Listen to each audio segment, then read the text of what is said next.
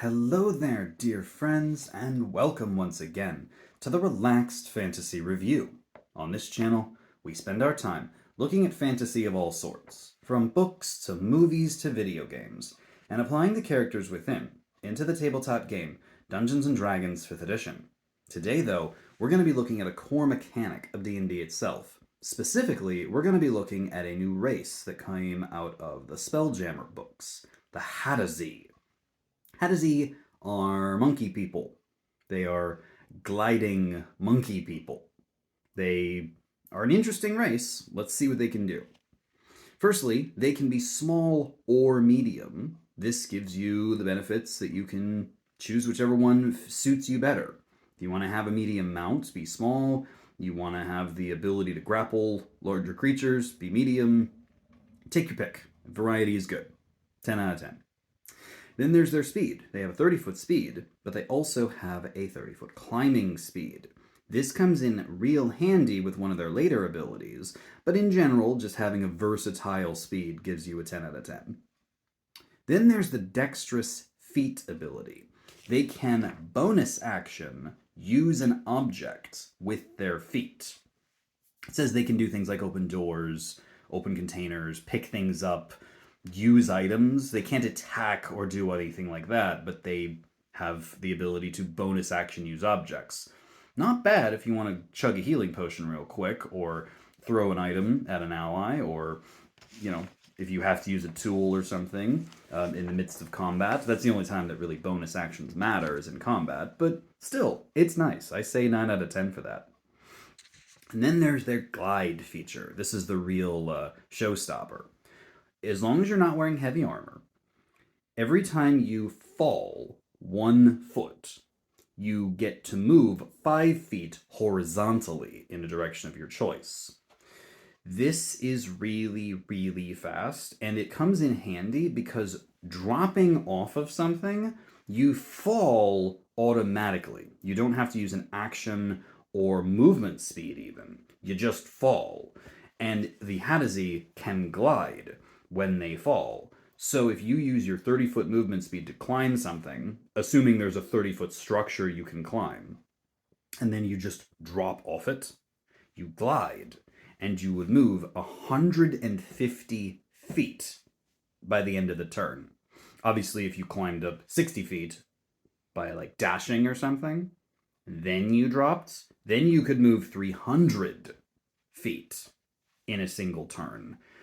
And if you're one of those classes that can dash as a bonus action, you'd still have your action intact. You'd think, well, dropping 60 feet would hurt. Not for the Hadozee. They can take no fall damage. They would choose to take no fall damage if they use a reaction, and it doesn't matter how far they've fallen. They could have fallen from orbit, and as long as they use their reaction just before they hit, they take no damage. This is amazing, and it's a little broken. 10 out of 10, high 10 out of 10. Basically, unless you're on a flat plain with no hills, no trees, no buildings, nothing like that, the Hadozee are one of the fastest creatures in the entire game. It's nuts. There's also their power, Hadozee Resilience. A few times per long rest, equal to their proficiency bonus, they can reduce damage that they take as a reaction. They roll a d6, add that number to their proficiency bonus, and that's how many hit points they reduce from the damage. So if they're hit for 10 damage, they roll a d6, and they're a low-level character, they add their proficiency bonus to it, that would reduce the damage by an average of 5 or 6, and if they max out the d6, that's 8. So that brings the 10 hit down to a 2 or a 5 in the other case. Not bad. This is really nice. It stacks with other things that give you damage resistance, like a Barbarian's Rage, for example. You have damage from Rage, then you roll your d6, add your proficiency bonus, that's more damage that you're not taking. So all in all, 9 out of 10. You can only do it a couple times per day, but on those really big hits, it is nice to bring them down. Really helpful on a crit, for sure. You may notice I didn't mention ASIs, ability scores, or languages in this review, and that's because the newer books don't have them. They don't talk about ability score increases, they just say, you pick. You can pick your own +2/+1, or pick 3+1s to go with you, and pick 2 languages, usually common and a language of your choice. I personally would prefer the books to have a standard, and then if you wish to deviate from the standard, that's fine. I just think it would be cooler to have a this is what normal Hadozee are like, and then if you want to be a different one, then that's up to you.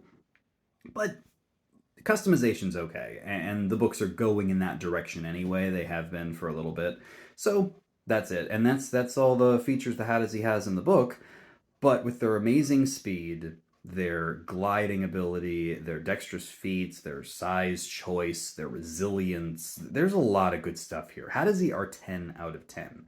They are fast creatures. If you need to move somewhere quick and there's like the ability to climb and jump off stuff, you can't beat the Hadozee.